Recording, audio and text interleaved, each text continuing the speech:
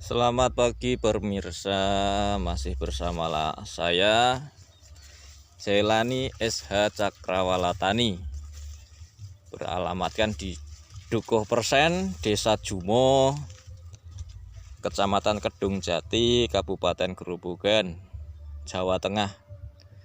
Saya mau mereview tanaman jagung yang ada di sekitar saya, bahkan bisa menjadi tanaman saya. Kesibukan saya sehari-hari selain bergelut di otomotif SH Cakrawala Motor, saya juga menggeluti pertanian di SH Cakrawala Tani. Ini tanaman jagung usia 25 hari. 25 hari. Ini aplikasi pakai pupuk organik, belum pakai kimia. Mungkin dulu saya berpikiran kalau kimia itu cepat untuk menumbuhkan tanaman. Emang benar, cepat menumbuhkan tanaman, cepat menjadikan tanaman itu hijau, instan. Karena apa? Karena kimiawi. Tapi lambat laun saya rasa tanah yang ada di sekitar saya atau yang saya olah, saya tanami jagung ini, makin lama kok makin keras.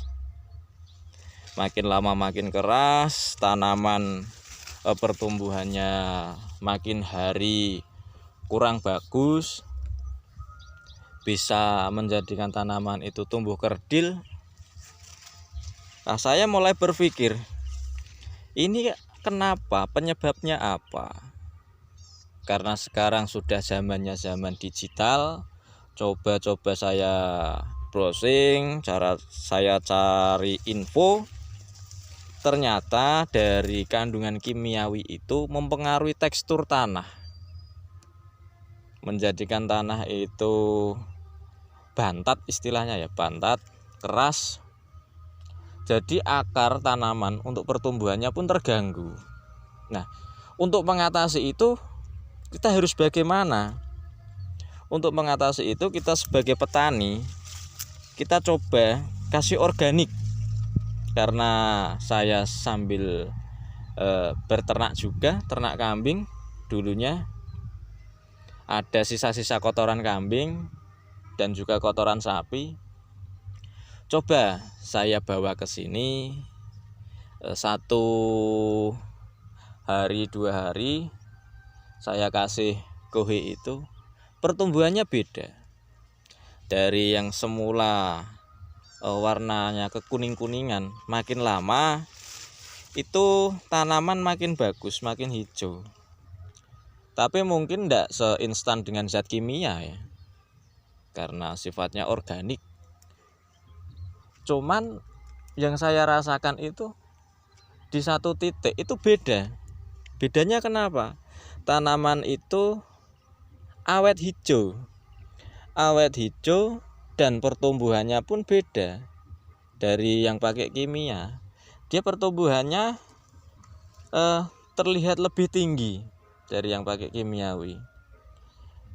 Nah, saya rasa itu dari kotoran-kotoran itu tadi, dari zat-zat kimia yang tersisa, lalu saya kasih organik itu tadi. Dan mungkin zat kimia yang ada di dalam tanah itu sudah menghilang, dan yang pakai organik itu masih. Jadi sifat organik itu kontinu, berkelanjutan. Ketika berkelanjutan, kita bisa tanami bahkan 1 kali tanam, 2 kali tanam, untuk 4 kali tanam, untuk beberapa musim tanam. Itu masih ada sisa organik itu. Sedangkan kimiawi itu cukup untuk 1 kali tanam. Untuk tanaman berikutnya kalau tidak dikasih kimia, ya pertumbuhannya nggak bisa memuaskan. Nah, dari pengalaman saya, dan saya review ini, buatkan video konten, mudah-mudahan para petani enggak terpaku pada zat-zat kimiawi. Zat-zat kimiawi, 1, merugikan tanah, 2 merugikan ekosistem, dan yang ketiga biayanya pun juga mahal. Sudah mulai mahal dari zat-zat kimia itu. Kalau zat kimia kita pakai dengan harga yang mahal, terus nanti kita dapat sisa apa? Kalau kita hitung-hitung dari modal berapa, modal tanamnya berapa, harga benihnya berapa, harga obat-obatan dari herbi, pesti, dan juga insektisida. Itu kalau di total keseluruhan, kita sebagai petani harus hitung-hitungan, harus cerdas. Kalau hanya menjadi petani hanya tanam, panen, ya kita akan begini terus, tidak akan ada perubahan. Cobalah kita hitung-hitungan harga pertanian, kita kruskan dengan harga jual kita. Dari harga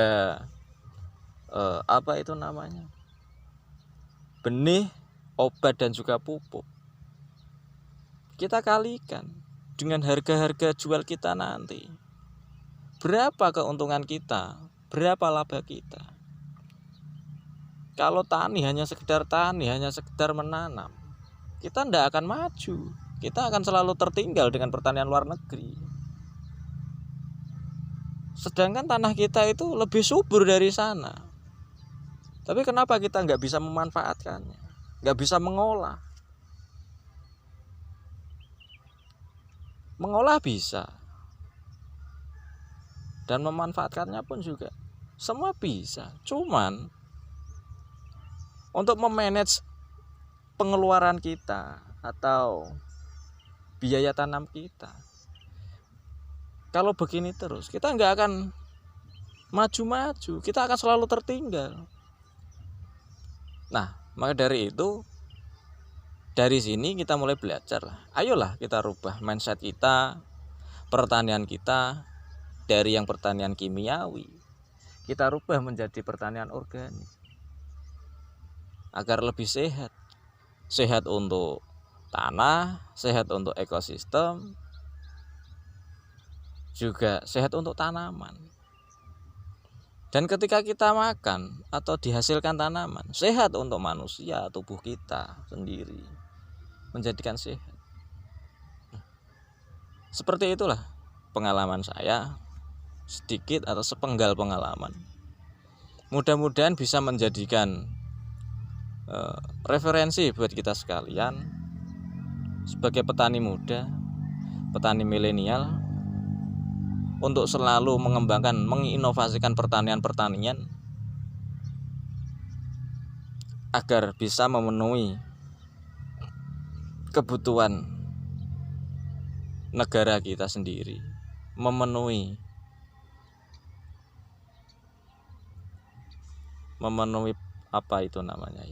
memenuhi kebutuhan pakan kita sendiri,